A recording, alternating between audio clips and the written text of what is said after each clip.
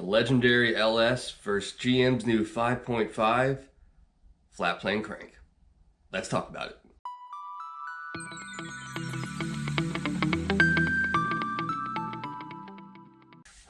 Happy Sunday morning, chilly, cold Sunday morning, rainy, crappy Valentine's Day. So happy Valentine's Day, guys.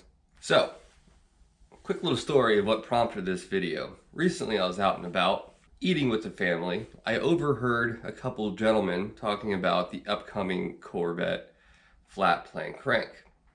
Cool. Other Corvette enthusiasts, I thought to myself. One of the gentlemen, which was more knowledgeable about cars, was talking to one gentleman knowledgeable at all about cars and explained to him exactly what the flat plane crank is going to be. And I was like, cool. I was not in a position to interject at all, just a heads up. So the gentleman tells the other guy that it's simply the top of the heads are parallel to each other, thus making a flat plane, if you will. This opened, I had so many questions on the mechanics of that. All I could do was listen. Okay. And I suppose to the casual car enthusiast, that would make sense, and you wouldn't question it. You'd be like, oh, okay, flat plane crank, you've got parallel heads. So anyways, this fueled my need to make this quick little video to inform you guys. Now, I know most of my viewers are very up to speed on cars and Corvettes specifically, and I'm not assuming you don't know what a flat plane crank is. I'm not trying to insult anyone's intelligence at all. I'm just trying to inform in case you don't know. Or if you're just getting into the car scene, here's a quick little rundown of what makes a flat plane different from, let's say, a Chevy's LS platform. And I want to touch on a few things. What makes them so exotic, desirable, if you will? How do they get that very unique sound? How do they rev so damn high? And briefly touch on what makes them different than the traditional LS pushrod platform that we're also used to in the Corvette world since 1997. Quick little caveat, and someone I'm sure is going to be like, well, some guy made a flat plane crank in a C6 Corvette 06. They did. That's another video for another time. That's pretty cool. Alright, here's a brief description of the LS platform, LS 1 through 9, whatever. They're all very similar basic principles, and these won't fluctuate between any of them. So, you got a V8, right? Okay. You got two heads. Alright. Now, typically you'll have a DHOC, which is simply a dual overhead cam motor. You'll have two cams respectively on both sides mounted on top.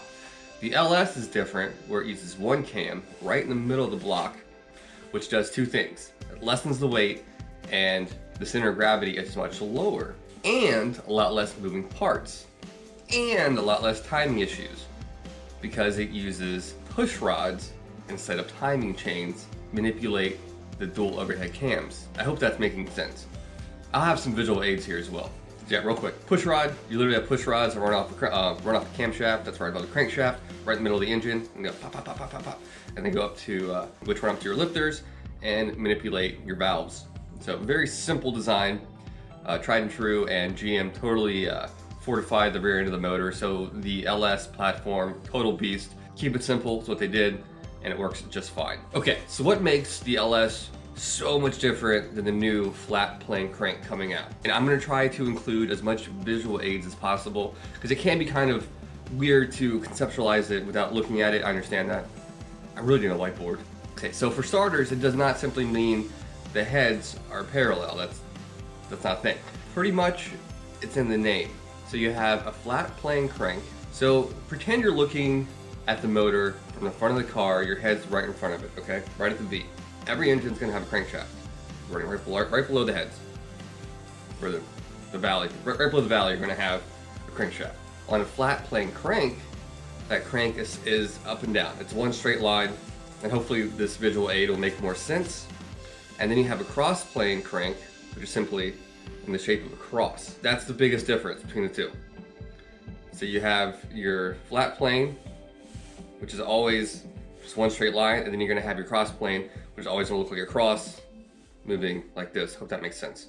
Flat plane, up and down, cross plane, cross with 4 90-degree angles. And furthermore, with a traditional cross plane, like your LS, each piston's gonna hit top dead center at a different time, their own respective time. In a flat plane crank, you're gonna have on either side of the motor, 2 and 2 hitting at the exact same time, top dead center. So how do they rev so much higher than your conventional LS motor. Your conventional LS motor, typically $6,000, which you're gonna get out of it, maybe a little more. A flat plane crank, it's not uncommon to hit 9,000. How do they achieve this? Well, it comes down to rotational mass. You have essentially cut the rotational mass on your crankshaft in half just by using a flat plane. The cross plane uses counterweight. I mean, I'll get to that in a little bit, but it frees up a lot of weight in the rotation, allowing for a much higher, quicker revving motor. Pretty much, it reduces the amount of energy required to incite movement. I got that from a blurb on the internet. The sound. So you probably heard that very unique Ferrari-esque noise, high-pitched scream of the flat plane. So why does it sound so much different than kind of like a chatter you get with the cross plane? And that has to do with two things. This is kind of weird to explain, but I'll do my best. The first is simply the nature of it revving so much higher. You're gonna get a different sound frequency at about 9,000 RPMs.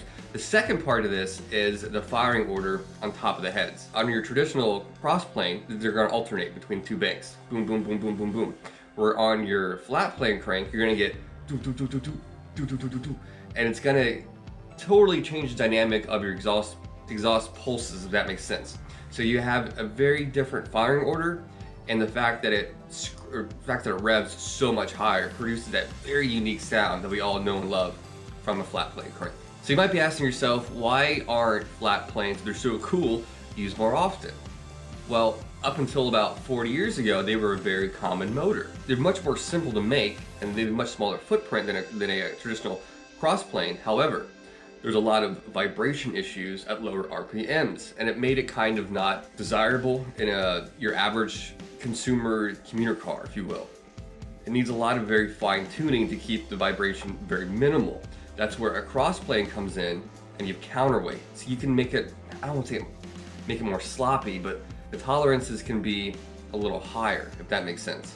And throughout your entire rev range, it's a much more solid feeling motor. The cross plane does have kind of a better geometry, if you will, than the flat plane, but they're both advantages and disadvantages. And given the fact that they don't mass produce flat planes, you're only gonna see them in the exotic world that has the money for that, and they can fine tune them to be a very precise instrument. Now, it's no secret, Corvette team or Chevy has all but admitted that we're getting a 5.5 liter flat plane crank. For the last year, you can YouTube C8 videos and you can hear the flat plane.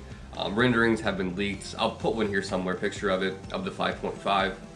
Now, I was a little hesitant that GM was developing a flat plane crank because that's exotic territory for a domestic vehicle. However, after seeing how good they did with the DCT, dual clutch transmission, I have better hopes for the new flat plane that GM's putting out. They did a lot of R&D for the new dual clutch. I've not driven a C8 yet. I have not seen any bad review on the DCT, so that gives me a warm fuzzy about the upcoming flat plane. However, flat planes aren't known for their longevity, so I did a previous video where the Corvettes are just amazing, reliable cars. There's one 800,000 miles on it, and this one's almost 100,000 miles, and it still feels brand new. So who knows how reliable the new flat plane is going to be? I don't know, and no one's going to know for quite a few years. And out of warranty, it could be a disaster to try to get that fixed. And it kind of loses the essence of what a Corvette is, such as a cheap sports car, you know, everyday person can afford and fix it themselves. So who knows how available parts are going to be, etc. But I am still excited that Corvette's finally going to have a flat plane crank. And if you didn't know this, Corvette did have one dual overhead cam motor that was not an LS, and that was in the C401, which I might do a video just on that, because that motor was very, very unique. That was made actually by, some marine company, and Lotus actually developed it and shipped it to Bowling Green. That's kind of cool too. Look into that if you're curious, and I'll make a video on that in the future. So yeah, so if you weren't aware, we got a flat plane crank coming, and hopefully this educated you a little bit about the differences between the two. Again, I'm not assuming anyone's stupid watching this. I just want people to understand a little better the concepts of it. And if I messed anything up talking about it, please let me know. It's early in the morning. I just woke up. So, it is cold. It is so damn cold. I'm so over winter. God. Alright, I'm gonna go inside and get this video thrown together out to you guys. And I'll catch you guys later this week. Mark out.